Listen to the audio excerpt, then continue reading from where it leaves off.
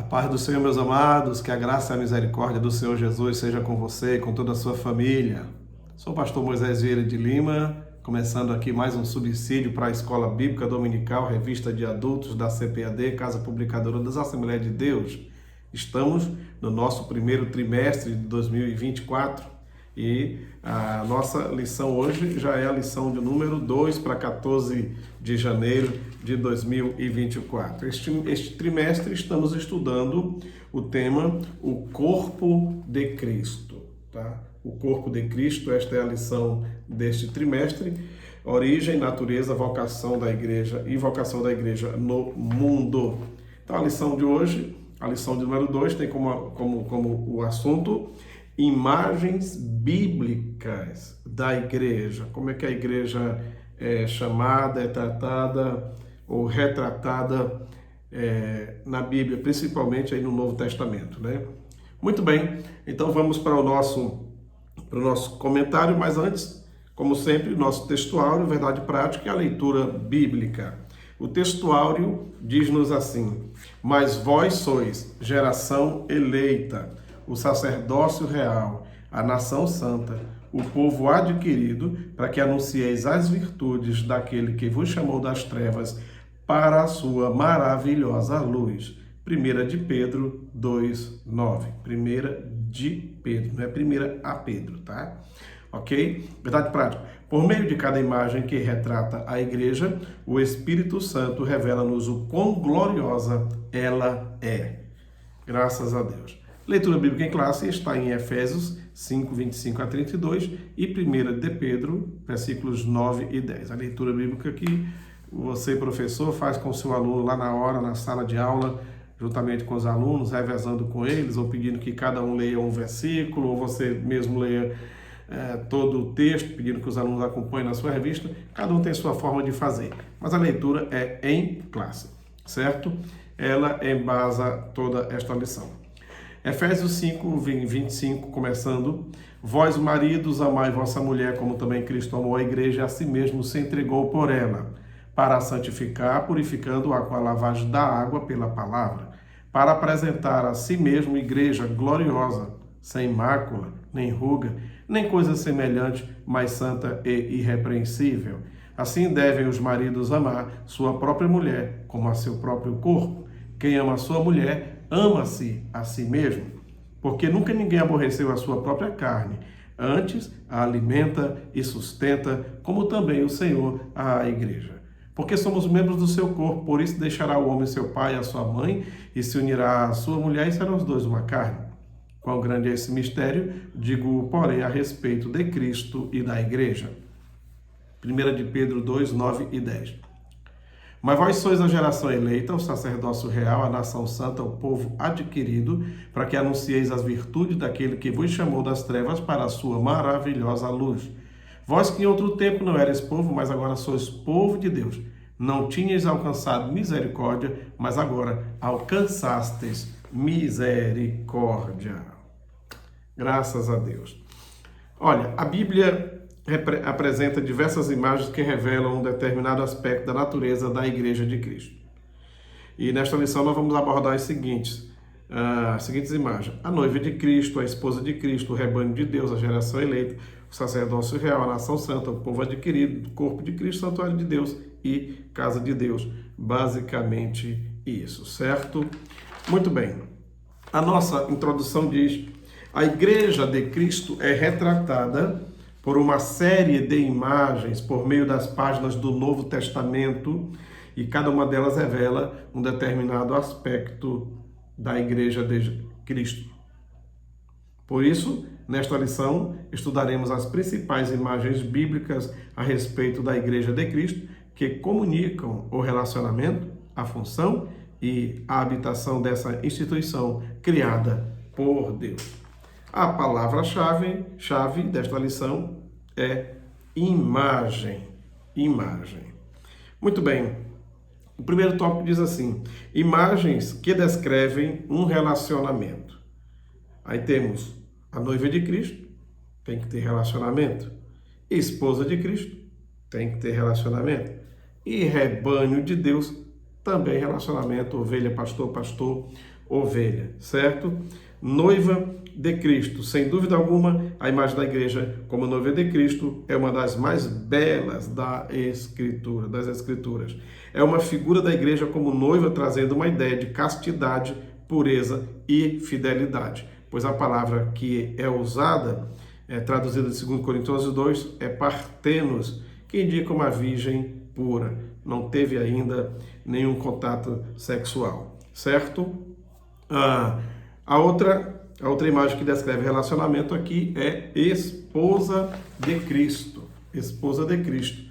E aí Paulo retrata também de forma vívida a imagem da igreja. É um texto que eu costumo usar quando realizo casamentos, né? Falando desse texto que diz para a noiva, né? Amar, ser submissa a seu marido. E também ao marido amar a sua esposa. E lá no final, depois de dar todo esse ensino, Paulo fala que essa alusão ao casamento, ao amor do marido e à submissão da esposa é um relacionamento entre a igreja e Cristo. Cristo é a igreja. Cristo cuida da igreja e zela dela porque a ama. E a igreja não tem dificuldade em ser submissa a Cristo, porque foi salva por Ele, resgatada por Ele, perdoada por Ele, Ele se sacrificou por ela e em gratidão ela se submete de forma voluntária e humildemente ao Senhor Jesus, que é o cabeça da igreja, certo? Muito bem. E ainda, tratando dessa temática, imagens que descrevem o relacionamento, temos ainda rebanho de Deus. Quando reuniu os presbíteros na cidade de Éfeso, o apóstolo Paulo exortou em Atos 28, 20 e 28. Aqui a igreja é retratada como um rebanho de Deus. E a palavra que Paulo usa em grego significa um pequeno rebanho. É pequeno? É, mas é de Deus. Por isso Deus ama do mesmo jeito, certo? Não importa o tamanho. Se é uma igreja que tem aí 300, 500, 600, 800, 1000 crentes, você é apenas um grupinho de irmãos de 5, 6, 7, 8, um pequeno rebanho. A palavra em grego, que está no livro de Atos 20 e 28, indica que o rebanho ali era pequeno, mas está ali, uma igreja retratada como rebanho de Deus, certo? Na verdade, mostra que o pastor não pode fazer no seu trato com a igreja, pois ele deve ser um modelo para o rebanho de Deus. Que estou falando do quê? Das palavras que Pedro usou para servir de parâmetro para todo pastor que cuida da igreja. Não cuida dela de forma grosseira, não, mas com amor, sabendo que o sumo pastor, que é aquele que é mesmo o próprio Senhor Jesus Cristo, a gente um dia vai ter que prestar conta com ele. Então, ao cuidar da igreja, que seja com amor, com carinho, com dedicação, com denodo, sabendo que o pastor local não é o Senhor da igreja. Jesus sim, certo? O segundo tópico fala de imagens que descrevem a função que a igreja faz. Geração eleita, sacerdócio real, nação santa e povo adquirido. Também ainda corpo de Cristo, um outro que temos aqui. Geração eleita, sacerdócio real, nação santa, povo adquirido. Geração eleita, a palavra genos, está aí com a letra G no nosso português, mas a pronúncia no grego, a letra gimel, que é o G, é sempre fechado, tá? Mesmo diante de vogais como a vogal E, a vogal I. Genos, traduzido aqui como geração, também possui o sentido de raça. O Novo Testamento mostra que em Cristo tanto judeus quanto gentios fazem parte dessa raça. 1 Coríntios 12 e 13, 1 Coríntios 12 e 13 vem retratando isso aí de forma bem legal, porque diz que fomos batizados com um espírito, formando um corpo, tanto judeus quanto gregos, certo? Muito bem. Ainda sacerdócio real, através de Cristo, que tinha as duas linhagens. Por Salomão, ele era rei, e por Natã, irmão de Salomão, sacerdote. Mas por quê? Se todos dois eram filhos de Davi. A linhagem real que veio de Salomão e Roboão e foi passando, chegou até José. A linhagem de Natã, irmão de Salomão, filho de Davi, não o profeta Natã, não confunda, misturou-se com a linhagem sacerdotal. É por isso que na genealogia de Mateus e na genealogia em Lucas aparecem nomes diferentes. Lá em Lucas você vê aparecer nomes de família sacerdotal como Matatá, Matatias, Matias, Mateus, Levi, tal. Certo? Aí foi até Maria. Então, Lucas, a genealogia até Maria, e Mateus, a genealogia até José. Uma através de Salomão e outra através de Natã, que se misturou com a linhagem sacerdotal. Sendo assim, Jesus termina sendo rei e sacerdote. Aqui, sacerdócio real uniu as duas funções numa só, sacerdócio real. Um rei que é sacerdote. E a igreja hoje assumiu esse papel desse sacerdócio do rei, tá bom? Desse sacerdócio. Mas é bom explicar isso aqui. Eu, individualmente, como crente, não sou um sacerdote. Você não é, tá? Você não é. Não tem mais sacerdote. Sacerdotes existia pela linhagem de Arão. Da tribo de Levi, Deus escolheu uma família, a família de Arão. E só a partir de descendentes daquela família de Arão, nem todo levita era sacerdote, só os descendentes de Arão. Dele saiu toda a linhagem sacerdotal, certo? O sacerdócio era arônico. Acabou o sacerdócio arônico. Hoje é o sacerdócio de Cristo. Cristo, ele é que é o nosso sumo sacerdote e também nosso sumo pastor, certo? É ele. E nesse caso, o que nós fazemos é um papel de sacerdócio na coletividade. Aqui não diz que somos, voltando aqui para o texto que lemos na leitura bíblica em classe, mas vós sois geração eleita, sacerdote, vós quem? Vós na coletividade, a igreja, não é na individualidade. Não está dizendo vós sois sacerdotes, vós sois sacerdotes. Não está assim, está dizendo vós sois o sacerdócio, sacerdócio. Sacerdócio é a função na coletividade. O sacerdócio não está comigo, com outro irmão ali, outro pastor, um membro da igreja, não. O sacerdócio está com a igreja toda. E o sumo sacerdote é Jesus. Então não é individual e pessoal, mas é na coletividade. Não é cada um de nós somos sacerdotes, não. É sacerdócio no seu trabalho conjunto, certo? Muito bem. Então há uma diferença porque o sacerdócio da lei era arônico. O sacerdócio agora da igreja, como se diz, é pela linhagem de Melquisedeque, que ali é uma simbologia, que é um sacerdócio espiritual na pessoa de nosso Senhor e Salvador Jesus Cristo. A diferença é que nós não precisamos de um mediador. Você e eu temos acesso direto ao trono da graça de Deus em qualquer momento que a gente quiser orar, ou individual ou na coletividade, porém como sacerdócio só na coletividade, certo? Há uma diferença fundamental entre o sacerdócio exercido na antiga aliança e o de agora pela igreja. Mas também chamado de nação santa e povo adquirido, povo adquirido. Essa nação santa, esse povo adquirido, foi adquirido porque foi comprado pelo sangue de Jesus. Ele pagou um preço, certo? Para que esse povo viesse a ser o seu povo da mistura ou da junção de judeus e gentios. Muito bem.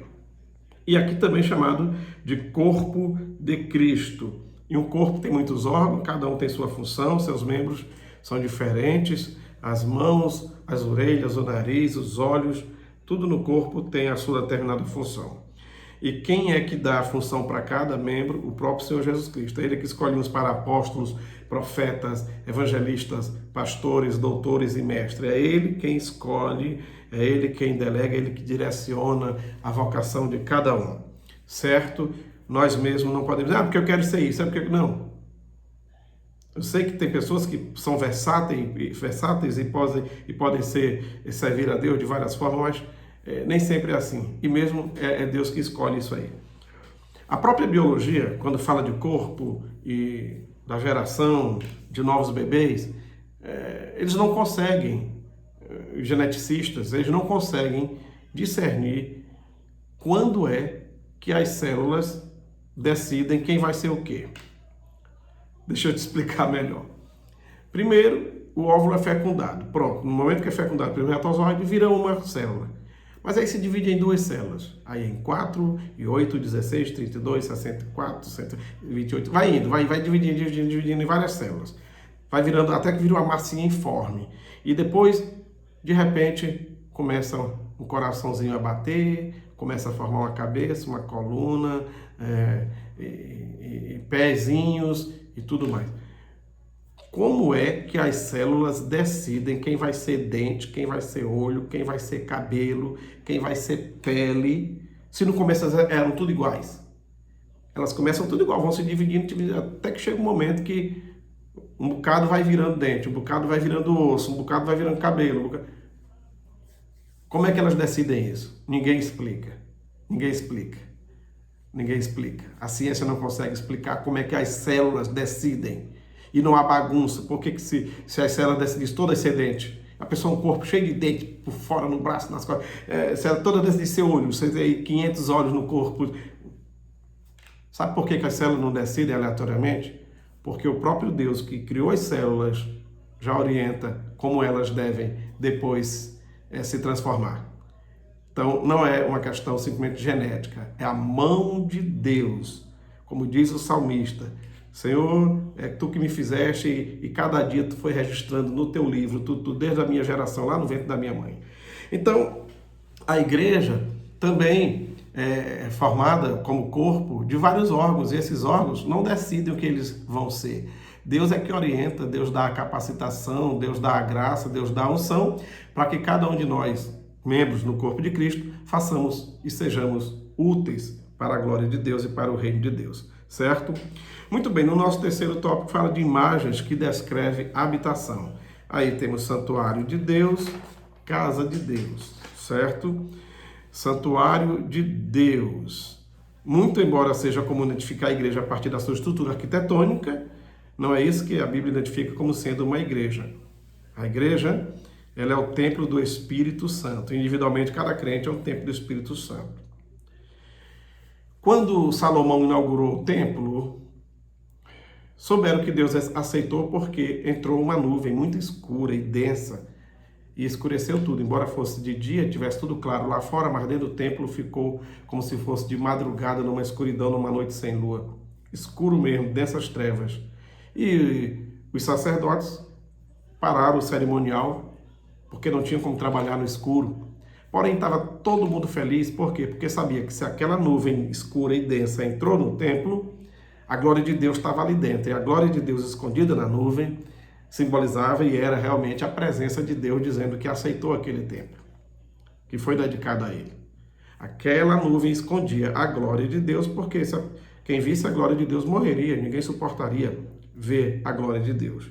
Mas anteriormente, lá no deserto, quando foi criada a tenda que Moisés produziu conforme a orientação de Deus, a nuvenzinha também pairou sobre a tenda, depois passava para o lado de dentro e pairava entre os querubins sobre o propiciatório, a tampa da arca da aliança, e dali a voz de Deus ecoava. Então aquela nuvenzinha, quando pairava sobre a tenda, no período que estavam no deserto, todo mundo sabia que Deus tinha chegado, porque estava ali uma nuvem. A glória de Deus estava ali escondida, certo? Moisés falava com Deus cara a cara no monte, mas não via porque estava escondido por essa nuvem. Embora Deus visse Moisés, Moisés não via ele porque a nuvem fazia essa proteção. Por isso que Moisés um dia pediu para ver, porque embora conversasse com Deus cara a cara, ele não via a cara de Deus, não via Deus, mas Deus o via, certo? Eu estou contando toda essa história para dizer para você que a palavra glória na Bíblia tem duas, uma no hebraico e no Novo Testamento. No Antigo Testamento hebraico a palavra kabod. E no Novo Testamento, doxa. Pronto, só são essas duas palavras. Só. Tá? Hebraico e no grego. Porém, muita gente acha que a palavra Shekinah significa glória. E não significa, e essa palavra não tem na Bíblia, não está registrada na Bíblia. Essa palavra foi criada depois, foi dada como o nome da nuvem. Shekinah não é a glória, é a nuvem que esconde a glória. Shekinah. O nome daquela nuvem, habitação da glória de Deus, a Shekinah, certo? Então, a Shekinah não é a glória, a Shekinah é a nuvem. Onde a Shekinah está é porque a glória está lá dentro, escondido.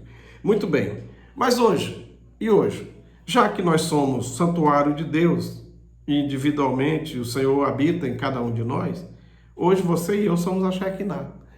Todo aquele que já nasceu de novo, que faz parte da igreja verdadeira, genuína, você que tem escrito o nome no livro da vida, que serve a Deus de verdade, o Espírito Santo habita em você. Então você é a nuvenzinha. Você hoje, você e eu somos cada um uma Shekinah, porque o Senhor habita em nós, certo? Muito bem. E a igreja na sua coletividade é chamada também de santuário de Deus. E também casa de Deus, tá? Muito bem. Eu fiz fazendo aqui minhas pesquisas, eu encontrei pelo menos 19 maneiras como a igreja é identificada na Bíblia, tá? 19 maneiras aqui como a igreja é identificada na Bíblia. Se você quiser, você pode depois dar uma pausa aí no vídeo e dar uma lidinha direitinho. Mas eu vou colocar na descrição também, certo? Então, Universal Assembleia, em Hebreus 12, 23, Casa Espiritual, 1 de Pedro 2 e 5, Corpo de Cristo, Rebanho de Deus, Esposa do Cordeiro, Geração Eleita, Sacerdócio Real, Nação Santa, Povo Adquirido, Povo de Deus, Templo de Deus, Santuário de Deus, Casa de Deus, Virgem Pura, Coluna e Firmeza da Verdade, Castiçais ou Candelabro, Senhora Eleita. Eu botei um pontinho de interrogação aí, um pontinho de interrogação, porque há quem diga que essa Senhora Eleita talvez seja mesmo uma mulher, tá? Talvez ela seja mesmo uma mulher. Porém, no texto aí na Bíblia, está o Senhora e Eleita com letras maiúsculas.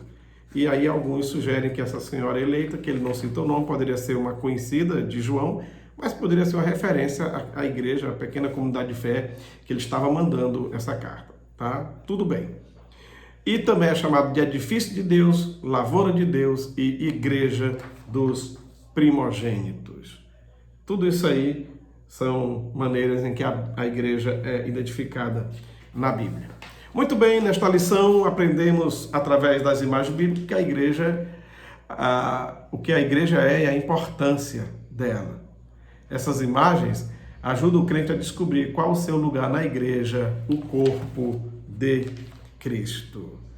Que Deus nos abençoe e nos guarde no seu amor, não só hoje, mas para sempre. Se você assistiu até aqui, muito obrigado pelo carinho. Fico muito agradecido mesmo por você ter acompanhado e assistido mais esse subsídio. Que Deus te abençoe e te recompense. Curte aí, compartilhe, manda para frente e se inscreva. Se você não é inscrito, ative o sininho para que toda vez que a gente colocar um vídeo, você seja informado. Boa aula para você, professor, boa aula para você, aluno, e nunca abandone a melhor escola do mundo, a Escola Bíblica Dominical. A paz do Senhor para todos.